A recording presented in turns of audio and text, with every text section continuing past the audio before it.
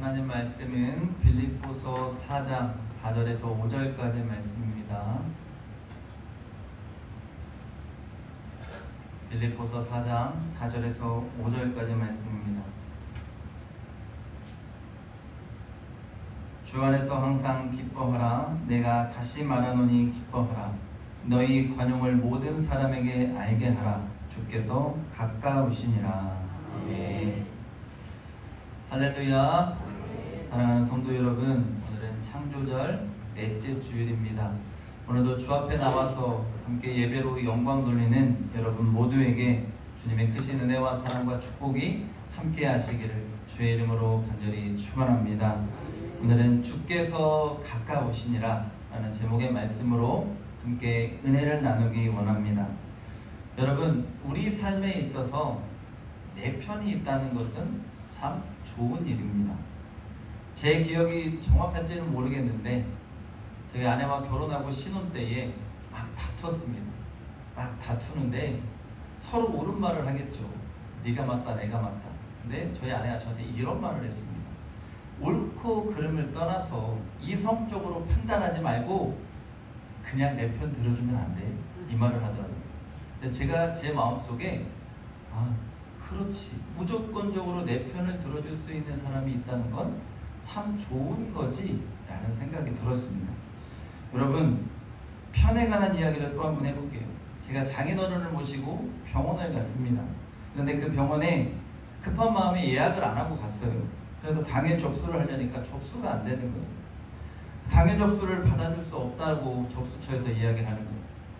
급한 마음에 제가 머리를 굴리는데 그 병원의 과장님으로 있는 의사 선생님은 제가 잘 알아요. 그 선생님이 그랬거든요. 목사님, 급하게 올 때는 제 이름 파세요. 그랬거든요. 그래서 제가 말을 했습니다. 아니요, 누구누구 암흑의 선생님이 오라고 해서 왔어요. 그랬더니 접수처에서 잠깐만요 하더니 예, 가세요. 됐어요. 그러더라고요. 제가 그때 알았습니다. 병원에 내 편 한 명 있는 것이 이렇게 좋은 거구나 라는 생각을 했습니다. 제 마음이 막 든든하더라고요. 그런데 여러분, 우리 인생 가운데 문제가 생겼을 때 그거를 해결해 줄 수 있는 사람이 곁에 있는 거 참 든든하죠. 근데 매번 내 편을 들어줄 수 있고 나를 도울 수 있는 사람이 곁에 있을 수 있을까요? 그럴 수 없다는 것입니다. 우리의 삶에 문제가 없고 내가 잘되고 형통할 때 주변에 사람들 많이 있습니다. 내 곁에 많은 사람들이 있어요.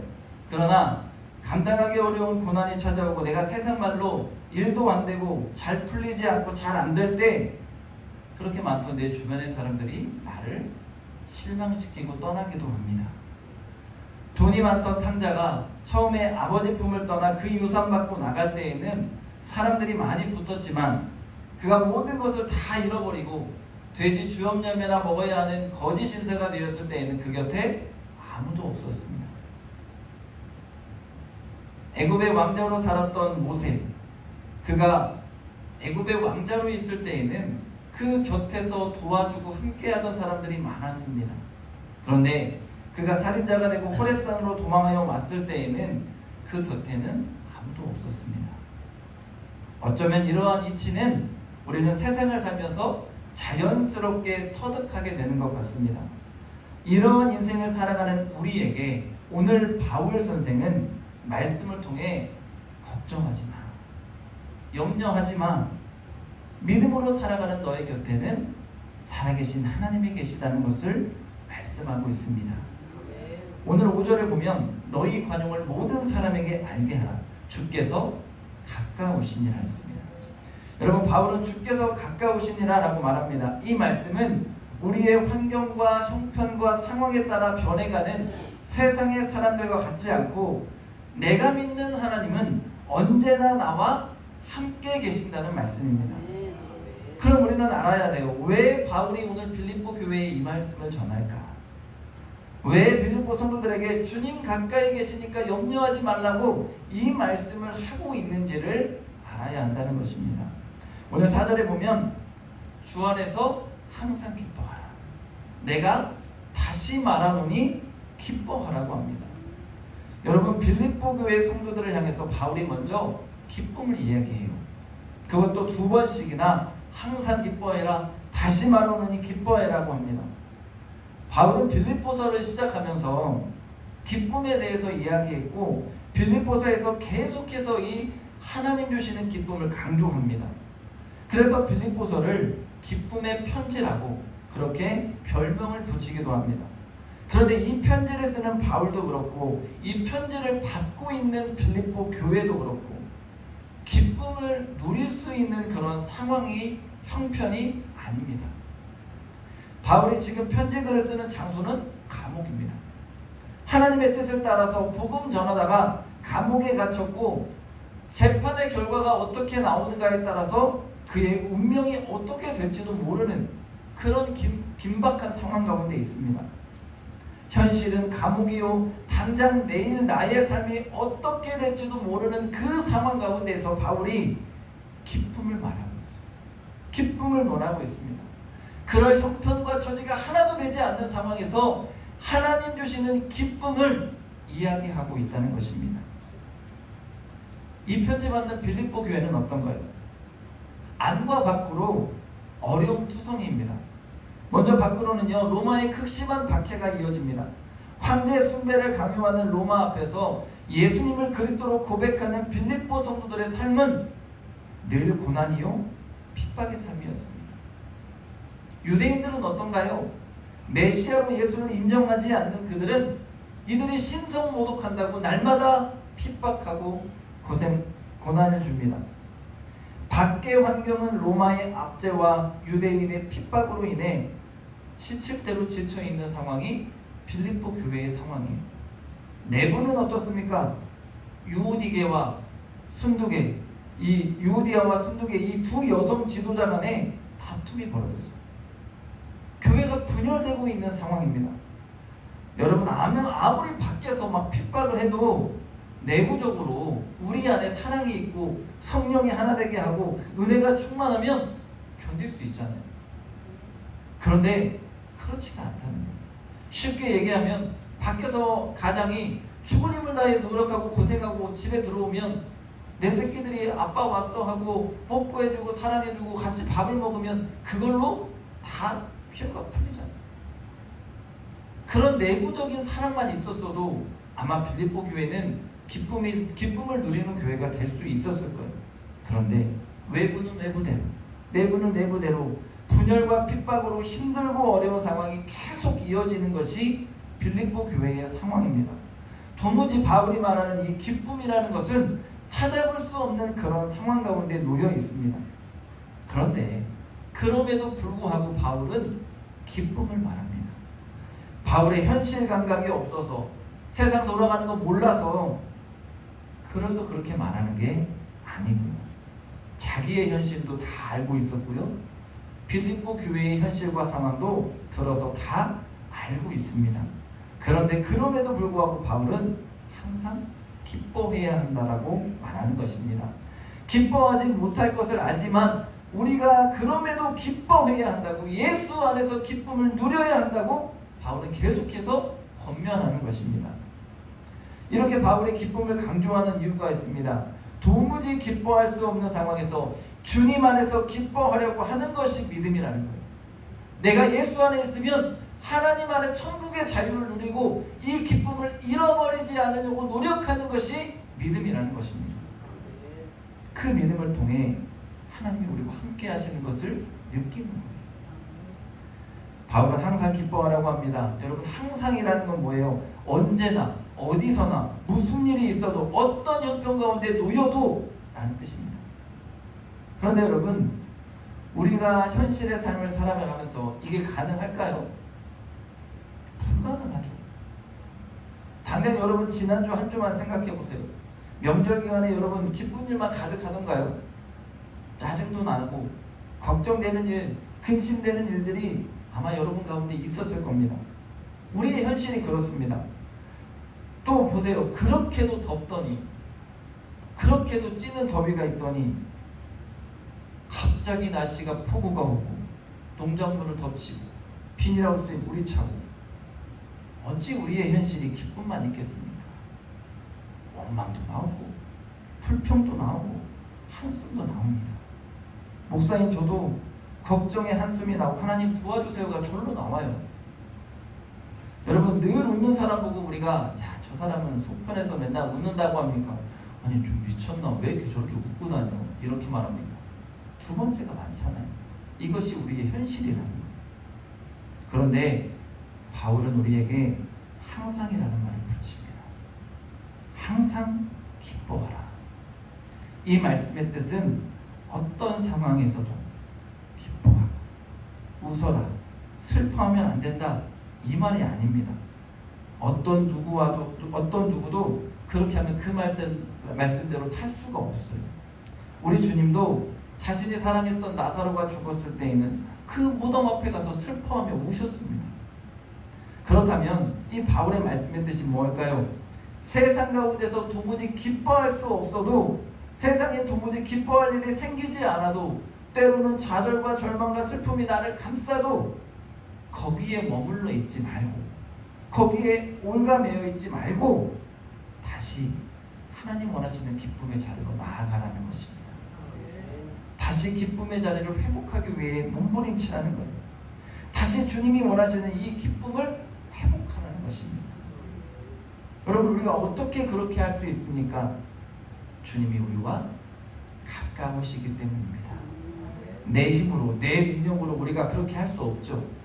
좌절과 절망과 슬픔과 고통이 나를 감쌀 때 내 인간적인 힘으로 이길 수 있는 힘이 우리에게는 없습니다. 그렇게 바울이 말씀하는 거예요. 주께서 너와 함께 하신다. 주께서 가까이 계신다. 지금 네 옆에 주님이 계신다. 여러분, 우리가 주님이 가까우시다는 말씀을 두 가지로 우리가 생각해 볼 수 있어요. 첫째는 말씀 그대로 지금 내 옆에 계시는 거예요. 하나님은 나를 돕는 분으로 보혜사 성령님을 나를 보내셔서 지금 내 옆에 나와 함께 하시는 것입니다. 세상의 어떤 환경과 형편 가운데 놓여서 내가 헤매고 좌절할 때에 주님은 나에게 말씀하십니다. 사랑하는 아들아, 내가 여기 있다. 사랑하는 딸아, 내가 너와 함께한다. 우리를 위로하시고 우리에게 힘을 주시는 거예요. 우리는 하나님을 멀리 계시는 분으로 생각하면 안 됩니다. 성경은 주님이 우리와 늘 함께 계신다는 것을 강조합니다. 언제나 먼저 나를 찾아오시고, 먼저 나를 위로하시고, 먼저 나에게 힘을 주시고 능력을 주시는 분이 내가 믿는 하나님이십니다. 엘리야가 이세벨 왕비를 피해서 도망했습니다. 죽여버리겠다는 그 이세벨 왕비의 그 말이 너무도 무서워서 피해서 도망할 때에 로뎀나무 아래에서 하나님한테 뭐라고 얘기해요? 하나님, 죽었으면 좋겠습니다. 내 능력 여기까지인 것 같아요. 하나님, 날 죽게 해주세요. 간청합니다. 여러분, 얼마나 힘들었으면 850명의 바알과 아세라 선지자로 이겼던 이 엘리야가 하나님 죽여주세요 그러겠어요. 그런데 하나님은 그 옆에 계시는 거예요. 그를 찾아오시고 그를 위로하시고 그에게 먹을 것을 주시고 물병을 주시면서 다시 가자. 다시 네가 가야 할 그 길을 가자. 찾아오시고 위로하시며 힘주시는 분이 우리가 믿는 하나님이라는 거예요. 때론 우리가 죄악의 자리에서 허덕일 때, 그때도 주님은 우리와 함께 계시고 먼저 우리를 찾으시는 하나님이심을 여러분 기억하시기를 바랍니다. 아담과 하와가 선악과를 먹었어요. 죄를 지었습니다. 이거 먹으면 정령 죽으리라 하나님 말씀하셨죠. 하나님 말씀이 무서웠습니다. 그래서 자신들이 나뭇잎으로 옷을 만들어 입고는 하나님 피해서 숨었습니다. 그런데 그런 그들의 모든 것을 알고도 하나님이 그들을 먼저 찾아오시죠. 아담아, 내가 어디 있느냐? 주님이 먼저 찾아와 주시고 그의 살 길을 열어주시는 분이 우리가 믿는 하나님이십니다. 하나님은 아브라함도 모세도 먼저 찾아가셔서 그들의 삶에 직접 개입하시고 그들이 나아갈 길을 열어주시고 그들과 함께 하시면서 이 땅의 구원의 역사를 만들어 가시는 분이 지금 나와 함께 하시는 하나님이십니다. 오늘 우리에게도 오셔서 인간의 몸을 입고 이 땅 가운데 몸소 직접 오셔서 인간의 역사를 체험하시고 인간의 모든 죄를 짊어지시고 우리의 구주가 되어주신 분이 우리 예수 그리스도이십니다. 십자가 위에서 죽음의 자리에서까지 우리의 모든 죄를 저들이 알지 못한다고 하나님 앞에 구하면서 우리의 죄를 용서해 달라고 말씀하신 분, 죽을 때까지 내 편 들어주신 분이 우리가 믿는 임마누엘의 하나님 예수 그리스도이십니다. 사랑하는 여러분, 이처럼 하나님은 가까이 계십니다. 찾아오십니다. 직접 말씀해 주십니다. 다윗은 하나님이 나를 눈동자와 같이 지키시고 주의 날개 그늘 아래 감추신다라고 고백합니다. 눈동자같이 지키신다. 낮의 해와 밤의 달도 나를 해치지 못하게 하신다. 졸지도 주무시지도 않는다. 이 모든 시편의 고백의 말씀들이 나를 향한 말씀이에요. 우리를 향한 하나님의 말씀입니다. 여러분, 이것이 어떻게 가능할까요? 주님은 세상 전부보다도 우리를 사랑하셔서 한순간도 우리를 놓지 않으시고 가까이에서 나를 보고 계시기 때문입니다. 우리가 믿는 하나님은 분명 우리와는 차원이 다른 전능하신 하나님이십니다. 여러분, 제가 말씀을 시작하면서 이 편에 대해서 말씀을 드렸습니다. 여러분, 하나님 내 편이십니다. 사랑하는 여러분, 그렇다면 전능자가 내 편이고 나와 함께 계시는데 우리가 뭘 그렇게 두려워할까요? 물론 우리는 감정이 있습니다. 인격을 가졌습니다. 그렇게 늘 세상에서 일어나는 일 가운데에 놀라기도 하고 무섭기도 하고 당황하기도 하고 넘어질 때가 많이 있습니다. 이것은 너무도 자연스러운 일입니다. 그러나 그것보다 더 큰 하나님의 능력과 사랑이 지금 나와 함께합니다. 그렇게 우리는 계속해서 그 문제 가운데에, 그 형편 가운데, 그 환경 가운데에 눌려서 살아가면 안 된다는 것입니다. 믿음의 주요 온전케 하실 수 있는 예수님 바라보시고 여러분과 함께 하시는 주님 붙잡고 일어나는 것입니다. 그 믿음을 갖는 여러분 되시기를 바랍니다. 여러분, 사탄이 좋아하는 것이 무엇일까요? 우리가 이 사실을 잃어버리게 하는 거예요. 사탄은 우리에게 하나님 계시는데 왜 그런 일이 일어나? 너 하나님 잘 믿는데 왜 그런 일이 일어나냐? 하나님 너 사랑하지도 않고 너한테 관심이 없어. 이렇게 말하는 것이 사탄의 말이에요. 하지만 여러분, 예수님도 시험 받으셨잖아요. 예수님도 광야에서 시험 받으실 때 주 너의 하나님을 시험하지 말라. 말씀으로 모든 것을 이기고 다시 일어나셨듯이 오늘 여러분 선포하시기를 바랍니다. 하나님이 나와 함께 하신다. 주님이 내 곁에 계신다. 여러분, 주님은 우리의 신음소리를 들으십니다. 우리의 모든 형편과 상황을 아십니다. 그리고 여러분, 그 주님 믿고 다시 기쁨의 자리로 나아오십시오. 우리를 기쁨의 자리로 이끄시는 전능하신 하나님을 잃지 않는 여러분 모두가 되시길 주님의 이름으로 간절히 축원합니다. 둘째로, 여러분, 주님이 가까우시다는 것은 주님이 오실 그때가 지금 다가오고 있다는 거예요. 여러분, 주께서 가까우시니라는 것은 주님의 재림의 때가 다가옴을 말합니다. 주님은 우리에게 다시 오시겠다라고 약속해 주셨습니다. 주님은 시공간을 초월해서 지금 나와 분명히 함께 계시지만 분명히 재림을 통해 이 땅의 모든 사람들의 눈에 보이게 심판주로 오실 것입니다. 이것을 우리는 종말의 때라고 말합니다. 여러분, 주님은 반드시 오십니다. 초대교회 성도들은 이 사실을 믿었고 그 믿음으로 살아가면서 서로를 만나면서 인사할 때도 마라나타라고 했습니다. 왜 마라나타라고 했어요? 힘들고 어려워도 핍박과 환난이 우리에게 있어도 주님 오십니다. 주님 오실 겁니다. 우리 힘냅시다. 견뎌냅시다. 이겨냅시다라는 그런 인사말이었어요. 이처럼 이들은 이 땅이 아닌 천국의 소망을 두면서 주님이 오셔서 자신들의 본향으로 돌아갈 것을 믿는 믿음의 소망으로 모든 것을 이겨냈다는 거예요. 오늘 믿음의 삶을 살아가는 우리에게 이 재림의 신앙이 약해져 있습니다. 여러분, 우리는 천국 백성입니다. 우리는 이 땅에서 구원을 누리고 영생의 축복을 받았습니다. 여러분, 영생이라는 건 단순히 내가 죽어서 천국 가서 영원히 사는 것, 이것을 말하는 것이 아닙니다. 영생이라는 것은 이제는 나의 삶에 하나님의 온전한 다스림이 시작됐다는 거예요. 내가 주와 함께 영원히 살아간다는 것입니다. 그래서 내 인생의 주인은 하나님이라는 고백이 담겨 있어요. 여러분, 이러한 고백이 있는 자가 진정한 기쁨을 누린다는 거예요. 이 땅에서 삶이 아무리 힘들고 어려워도 이 땅은 잠깐의 여행이고 나는 나그네 인생이기 때문에 반드시 주님의 본향으로 돌아갑니다. 그때가 있으니 우리는 견디고 버티고 무엇보다 기쁨을 잃어버리지 않을 수 있는 것입니다. 바울은 이 사실을 말하면서 항상 기뻐하라는 것입니다. 내가 오늘 하루를 살아가면 천국에 들어갈 그날이 가까이 왔기에, 내 주님이 다시 오실 그날이 하루도 가까이 왔기에 그 기쁨을 누리라는 것입니다. 여러분, 그 믿음으로 오는 여러분 마음에 하나님의 나라를 이루시기를 바랍니다. 주께서 가까우시니라. 여러분과 하나님이 함께 하시고 천국의 기쁨을 마음껏 누리게 될 그날이 우리에게 가까이 오고 있습니다.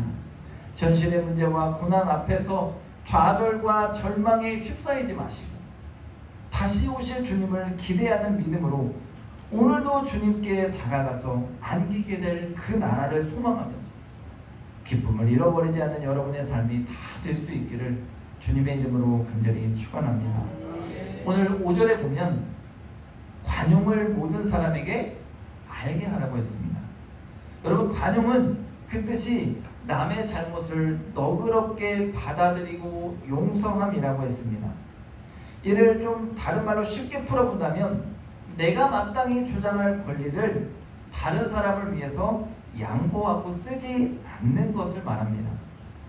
여러분, 오늘날 세상을 살아가면서 겪을 수 있는 염려와 걱정과 근심과 고통의 원인이 뭘까요?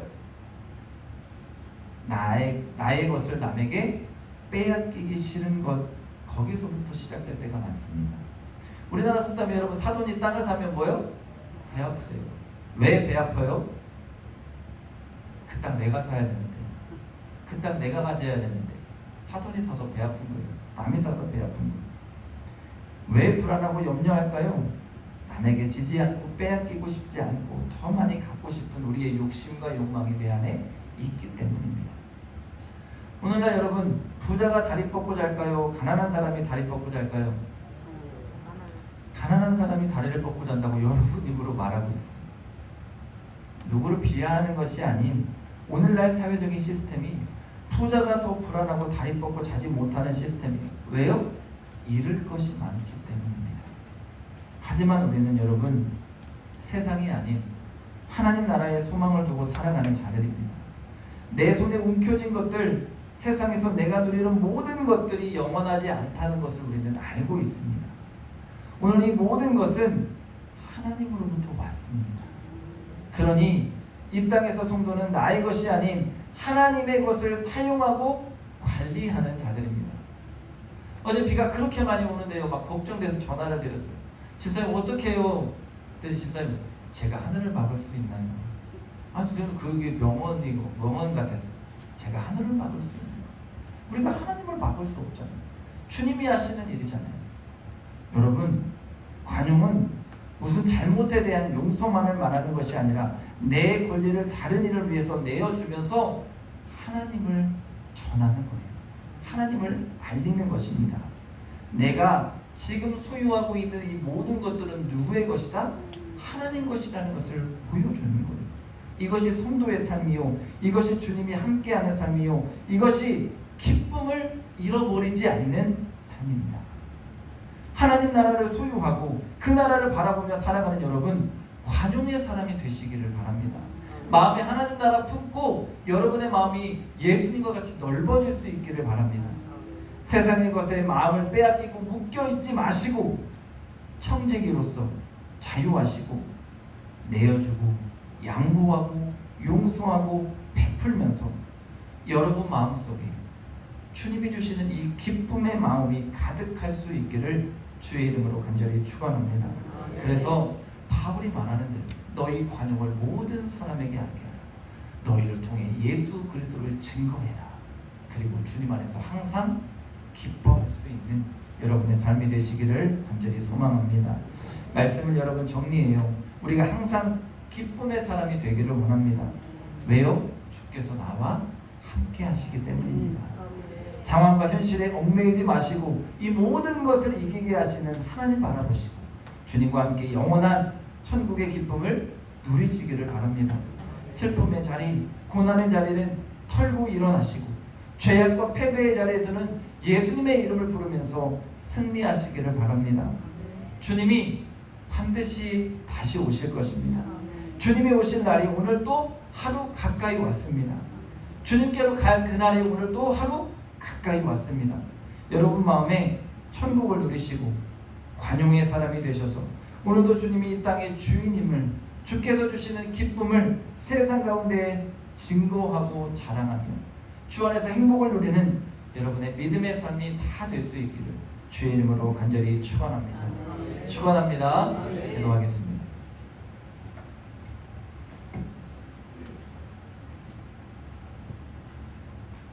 하나님 감사합니다. 복된 주일에 우리를 주님 전으로 불러주시고 주 앞에 나와 생명의 말씀을 듣게 하신 것 감사합니다. 주님, 주 안에서 우리가 항상 기뻐할 수 있게 하시고 주님이 내 편이고 내 곁에 계심을 고백하고 다시 오실 주님을 내 마음속으로 기다리고 소망하며 이 땅 가운데에서 관용의 사람 되어 주님을 증거하고 자랑하는 하나님의 사람들 다 되게 도와주시옵소서. 감사드리며 예수님의 이름으로 기도합니다. 아멘.